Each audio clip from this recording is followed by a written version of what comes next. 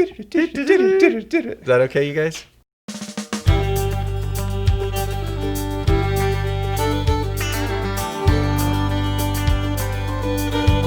Hi, everybody. Welcome to the High Desert Podcast. I'm Rob. And I'm Ben.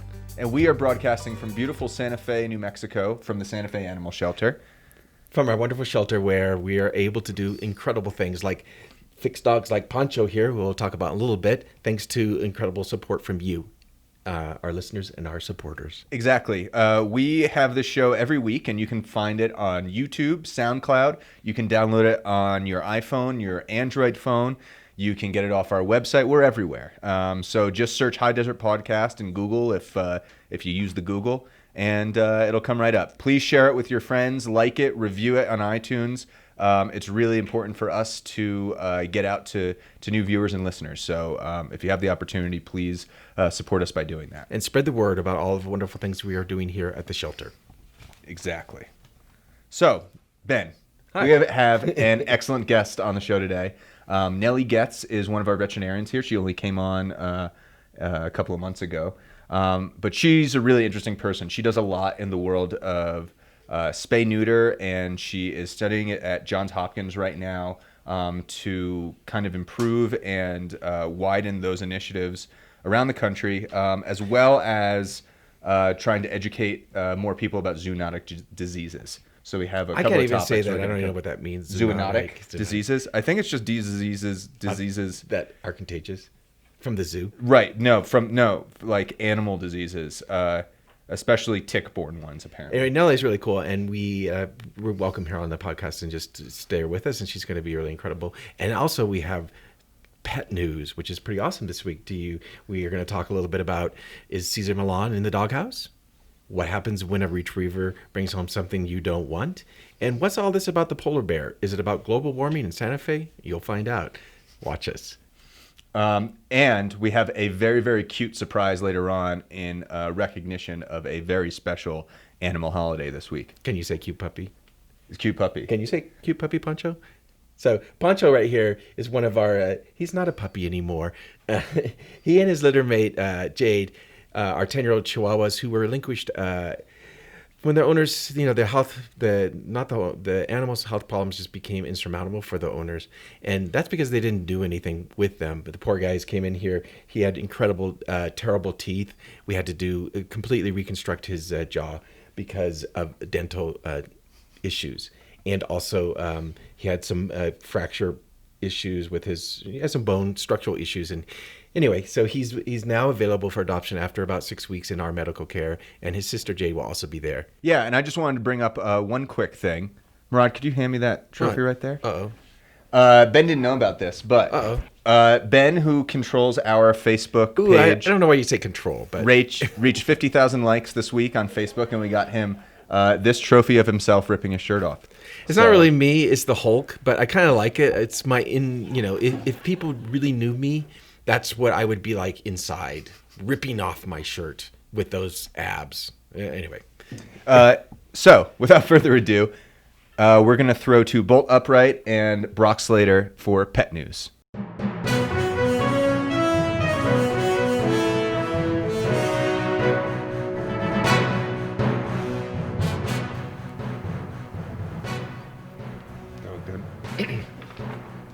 Hey everybody, welcome to Pet News. Dun, dun, dun, dun, pet news. I'm Brock Slater. And I'm Bolt Upright.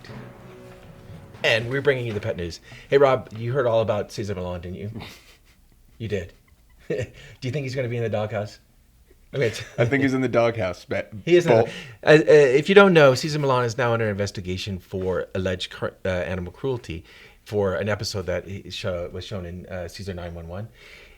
One of Caesar's techniques is to expose animals to something that they don't really like. For example, this dog didn't really get along with the pig. So he thought it would be great to have the pig and dog together. And unfortunately, the dog nipped at the pig, which required a little bit of medical care. Caesar says it was all fine. The dog is great. And the pig is fine too. Dog training is it's subjective to a lot of people, and we here at the Santa Fe Animal Shelter believe in positive reinforcement. Oops, thank you, Brock. You're welcome. We here at the San Animal Shelter really believe in positive reinforcement. We'll find out eventually what happens to Caesar, but if you have any questions about behavior, you can always give us a call, and our behavior team will be happy to help with any questions you might have about your dog or cat. That's exactly right, Bolt. What's up next? We had a story somewhat locally, statewide story this week, very interesting, in which a dog brought his owner a human hand. A what? A human hand. A body part? A body part. They did some searching north of Moriarty after a community member there found a hand, what appeared to be a human hand. Community member, you mean community canine member. A dog brought the... Right, yeah, well, or his human found the body part that was brought to him. There was an investigation started. In the meantime, the medical examiner did some tests and found that it, in fact, was not a human hand. It was a slightly decomposed bear paw. Yikes! Here's a picture of what a human hand bones versus a bear paw bones look like. They're kind of similar, so you can understand where the confusion was. So, hey, just Rob, be aware that dogs bring weird stuff in. They might actually find human body parts. It's been known to happen. This wasn't, so that's good. My dogs like to chew wood, but I don't let them to. Anyway. Great. So, hey, Rob, how does a polar bear end up in Santa Fe? Ooh, that's a good question. Did it swim here? I think it's because of global warming? Could be. No. So... recently, our Dr. Snook was in the news for a really incredible story. Dr. Snook is on the case, as always. He was in the national news recently when a dog came in who was suffering from what we didn't know what was, but Dr. Snook quickly diagnosed it as some kind of blockage, and went in there, did some surgery, found a stuffed polar bear in his intestine. Honey. Yeah. Not so sweet. Had obviously eaten a stuffed toy bear that had been kind of wandering around the house, and it caused an impaction. It's a fairly common thing to have happen to dogs. A lot of people know that happens with socks. If you notice your dog being lethargic and not eating, could be a problem. Take them into a vet to be checked out. Here's actually a video of Dr. Snook talking a little bit. It's our exclusive with Dr. Snook. Roll it.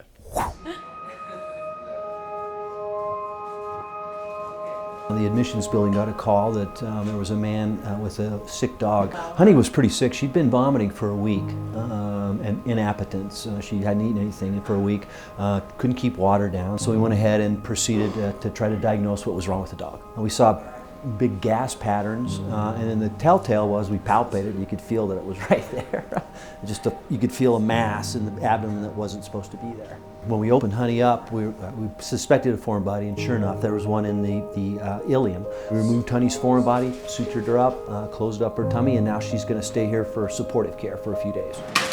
There was a little stuffed bear is what it looks like. I think Honey's parents or her owners or whatever had some toys laying around the house, wasn't aware that she had ingested it, and went so far and it couldn't go any further.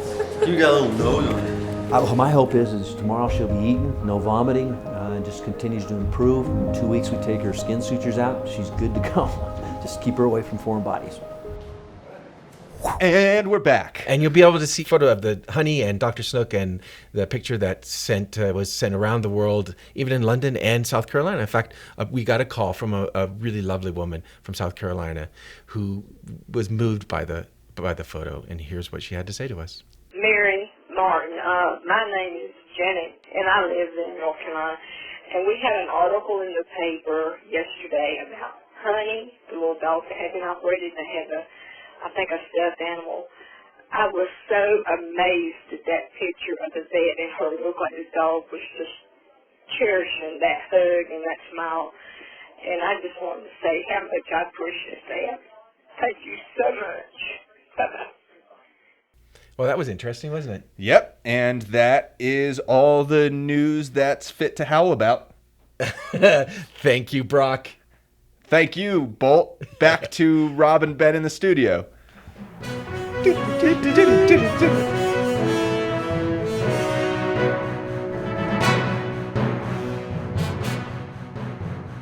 Thank you, Brock and Bolt. Very informative. Yes, that was very important information. Now we have our special guest for today's episode. Dr. Nellie Getz is originally from Massachusetts. went to veterinary school at The Ohio State University. And Go is Bucks! Currently, What about the Buckeyes? currently pursuing a master's degree in public health from Johns Hopkins. And she's really passionate about zoonotic disease prevention, especially tick-borne diseases, as well as spay-neuter. In her spare time, she likes to try out new recipes, yell at the TV when Boston sports teams are losing, which is something that I This actually always happens all the time, Yeah. right? very that's much pretty much appreciate every season. when Yep. drinking on. Massachusetts teams lose is one of my favorite moments in sports. And We're then not listening to that stuff. spend time with her husband Matt and their menagerie of animals. Yes. It's true. Can I tell you put the g in guts? No, it's true. You really. So Nellie's an incredible veterinarian, and what's great about her? It's true. I mean, her passion for spay neuter is just incredible. But there's one thing that a lot of people didn't really know, and I didn't even know until they were actually hired. I met them when they were on their working interview, and then I got this email saying like, "Hey, my stepson and his wife are going to be coming to work with you." I'm going like, "What?" Oh, Chris and Jean Getz. Chris was an incredible volunteer at our cat store a few years ago, and she always talked up Matt and everything about him. So I don't know why I didn't have in my head that he was the superstar that he is until I met you, of course. Yes. And you're the superstar-lut. Oh, I was going to say he's the superstar of the two of us. Anyway, how is it working with Matt here at the shelter anyway? It's good. We don't work together every day. So since we're in different departments, we never really wanted to. Everyone was always, oh, are you guys going to open a practice together? You guys should work together. And we like each other too much to see each other all day, every that's day. always That's nice good. to I know. thought you were going to say, we don't talk anymore. No, not at all. Me not talk, that'd be weird. So it's great. I mean, we get to see each other sometimes for lunch. He's busy, I'm busy. So we usually don't see each other too much during the day, but it's really nice to be able to. He's more of a medicine-minded brain, and I'm more of a surgery-minded brain. So That you love spay and neutering. Yes. That's your passion. Yeah. And then what's interesting, you went to OSU, but didn't you meet him at OSU, a different OSU? at OSU West, so Oregon State. Oregon State, Yes. the Beavers. Yes, that's correct. Yes, he was in vet school, and I was in my residency. That's cool. So he So- was your teacher, right? No, other way around. That's what I meant. That's what I Yes. meant to say. Yes. And was he a good student? I didn't grade him, so that was kind of the Well, you residence. did in some way. Well, yes, but Yeah, not good enough, not apparently. academically. Well, I'm glad you guys got together and they're here doing such terrific things at the shelter. Me really, too. Really, We're very happy to very be blessed here. to have you here. Yeah, we're very lucky to have such talented vets, and we have a video right here of Dr. Getz in action with a recent, really fascinating case. Here it is. Sweetie is a 12-year-old Himalayan mix cat. 12 years in cat life is pretty much like being in your 80s in people life. So it's kind of like an 80-year-old woman having a bunch of newborns. We'll see what mother thinks. Hey, Mama. Mama, look. Mama, look. The older you get, the less likely you are to be able to A, carry a pregnancy to term, and B, have viable babies when they come out. This cat has had multiple litters. She was brought to us as part of a hoarding situation. So she came here so that she could kind of be in a clean, quiet environment to have her kittens. All right, Mother. Well, your little kids are gonna come see you, okay? She had 4 kittens day before yesterday, and then she stopped giving birth, which is not abnormal in cats, especially cats that are in a situation where they're not really sure of where they are. She's not at home, she's in a different environment. And then she had 1 more kitten yesterday that was a stillborn. And Dr. Steckety did some radiographs yesterday to see if she still had any kittens left because she wasn't in labor at all anymore. She had 1 kitten left. And so we decided to give her overnight to see if she would have it by herself, which she didn't. We needed to go in and do an emergency surgery and get that kitten out. You have this tiny life in your hand, and even though they have a heartbeat, doesn't mean that they start breathing right away. So you really have to fight the clock to get them to start taking breaths.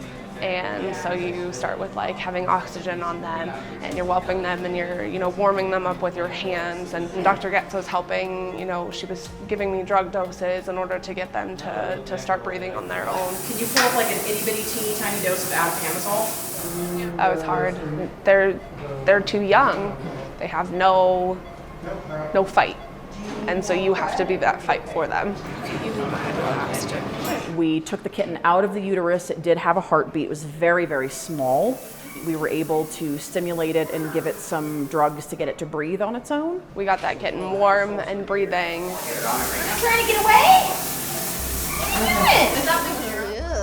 So the fact that she actually has 4 right now seemingly healthy and normal kittens is pretty surprising considering her age. You know, it's good that she's been spayed. She never has to go through this again. I think that old cat deserves a really, really good home. Well, she's old enough that like there's nothing else for her to need but to like lay on a windowsill all day and like be happy in the sun. Powerful piece, Nellie. Thank you. Pretty amazing working here.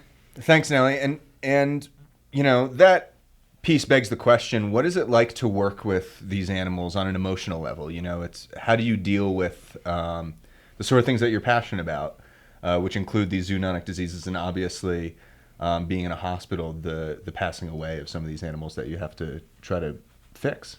Well, I think one of the reasons Matt and I really wanted to come work here is because we have the opportunity here to do so much for so many animals. There aren't a lot of shelters across the country that are gifted with the ability to do as much as this particular shelter is. And, you know, there are always going to be things in veterinary medicine that may not go the way that you want them to go. You know, we do also have the ability as veterinarians to do humane euthanasia for animals who are suffering. That's one of the gifts that we are able to give back to the animals and their owners. Unfortunately, that does at times put a lot of stress on those of us that are vets, those of us that are vet techs, assistants, and everybody that's involved with these cases. And so it can be really difficult. One of the things that is really important is to have a good support system, which definitely exists here. It's funny because growing up, I never thought, well, I'm not sure I ever thought I was going to get married, but I definitely never thought I was going to marry a veterinarian because I thought, you know, everyone says, all you're going to do is talk about work. That's all you're going to do is talk about work. And we actually don't talk about work that much outside of work, but what's really nice is that there's that built-in understanding. So, you know, he knows if I've had a bad day because I had a bad outcome with something, or I'm frustrated with myself because something didn't go the way that I thought that it was going to. And the same thing for him. It's really nice to have that kind of built-in support system. So, and it just is one of those things where every euthanasia is difficult. I've been a vet for 10 years, 11 years. I still cry every time. I might not cry right away, but I cry when I go home. So. You know, what I think is really interesting about shelter animals and animal sheltering is that we get these stray homeless animals. They're like a blank slate. Mm-hmm. They've lived their lives up to so, and all of a sudden you have to jump in. Yep. So it really takes a talented, dedicated person to jump in there and figure out what's going on, right? It does, and it's an interesting field because there's so many different things that may be going on with them. And so, you know, you may have a case that comes in that got hit by a car, and they may have had other things leading up to that. Right. You know, they may have been out in the cold all night, or, you know, certain other things that are going on, and it's kind of like little pieces of a puzzle that you have to put together to try to get the best outcome for that animal. Right, So. yeah. Behind every case that you have is not just tissue and bone. It's an entire story behind that. It's a mystery in a lot of ways. Exactly. It is. Yeah. And it's fascinating, but obviously also pretty emotionally, you know, tough to deal with sometimes. It can be. Now, getting to that particular case, obviously something really, I think it's strange, or you know, to somebody who's not a veterinarian, the idea that a kitten can continue to live inside a mother's uterus 2 days after the initial birth is something pretty remarkable. Is that a fairly common thing to It's happen? a little bit more common in smaller animals. So basically, the bigger animal you get, the less likely that is to be okay.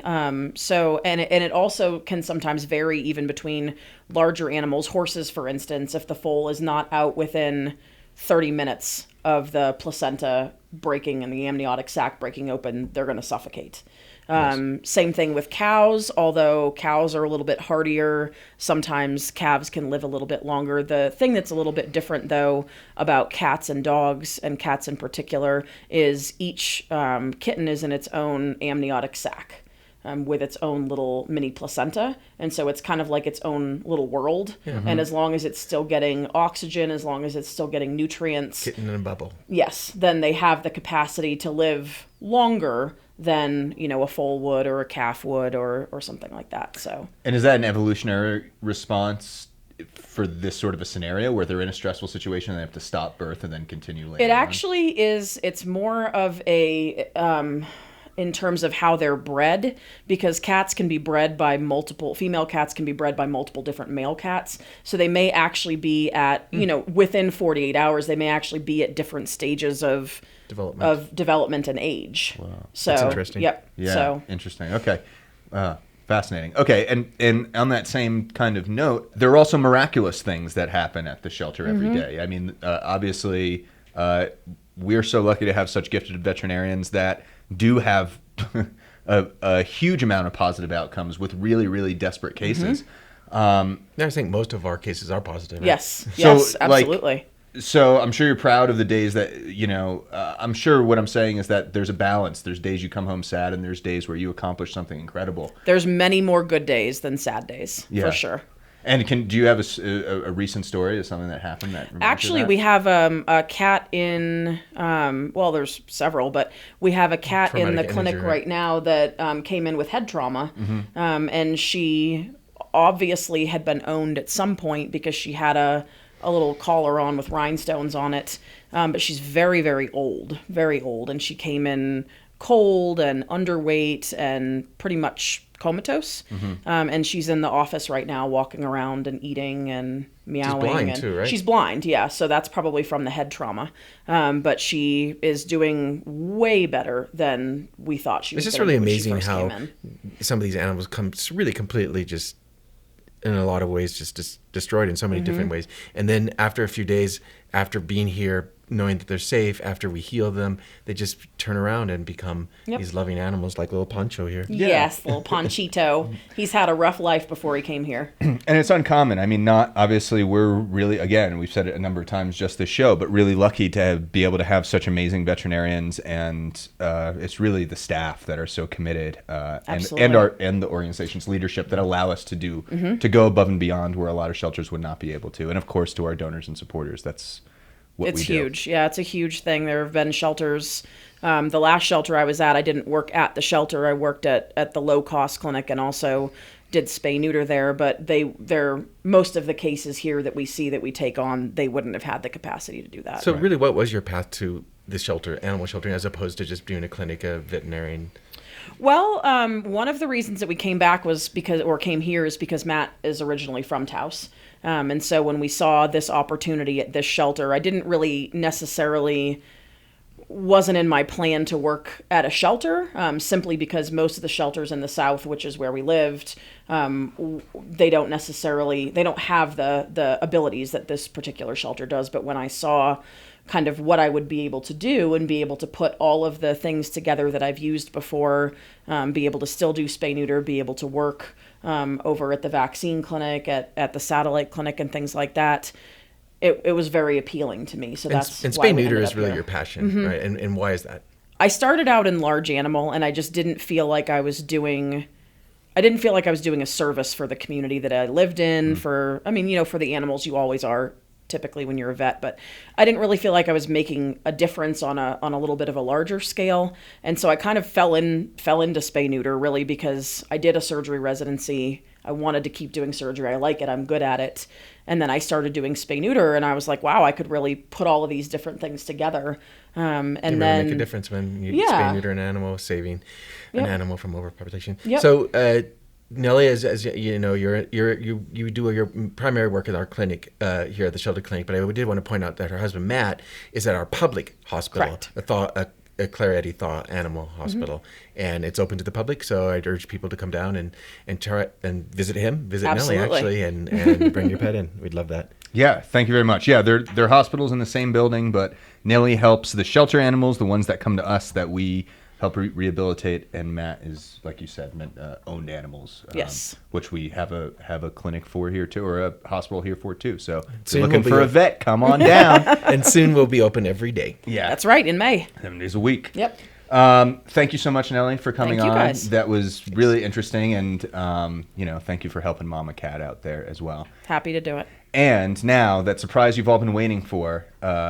As you know, we recently had National Puppy Day here, and here is a little video we put together for you. Who doesn't love puppies?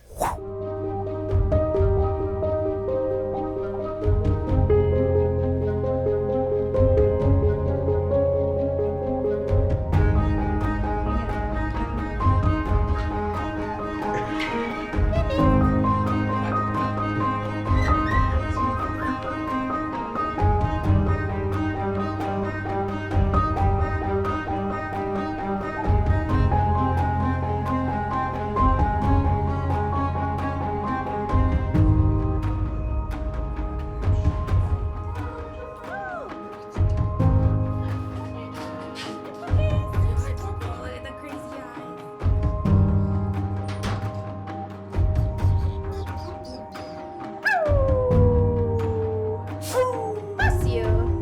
Bless you.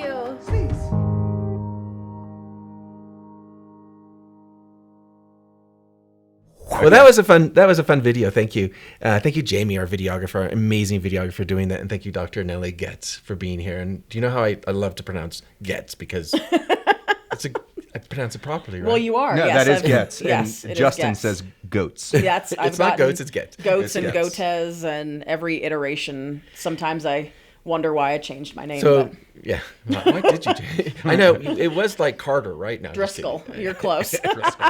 So anyway, yeah, Nellie is an incredible spay-neuter surgeon, and she'll probably be out on our mobile clinic soon, snipping and cutting and helping the decrease animals out there and making sure that the fewer animals suffer because of animal overpopulation. And I wanted to say thank you to Poncho, and thank you to our listeners and viewers. You know, it's really important that you show your support for the shelter by liking us, reviewing us, and also supporting us in any way you can, so we can bring these incredible stories to you every single week, and help us continue to do the good work that Nellie is doing here. Yeah, and if you need to forward a friend on to the podcast, they can find it on their iPhone, Android phone, Facebook, our website, SoundCloud. There's so many places. You can Pretty call much me and I'll everywhere. just start recording. You can just call me and I'll put it on the phone. You can listen to it. FaceTime. You can just come right in and watch it with us. Yeah. We are a nonprofit, so we do survive on donations. We're not taxpayer funded, so if you have the capacity to do so, please remember to give. You can find that at our our webpage is sfhumanesociety.org.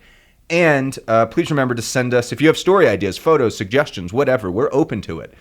Send us those ideas at podcast@sfhumanesociety.org. That is PAWEDCAST at sfhumanesociety.org. And this week, we'd really like to, from me and for Rob, we'd like to thank Jamie, our videographer, Murad, our producer, Evelyn, who's our director of growth, who helps make this possible, and especially you, who helped also make this possible. Sorry, Poncho. Little Poncho. And we really want you to go out and help make a difference for all animals. So thank you so much. Thank you. Go out and make a difference in our animal world. Have a good week, and we'll see you next week. Bye. Bye. Okay.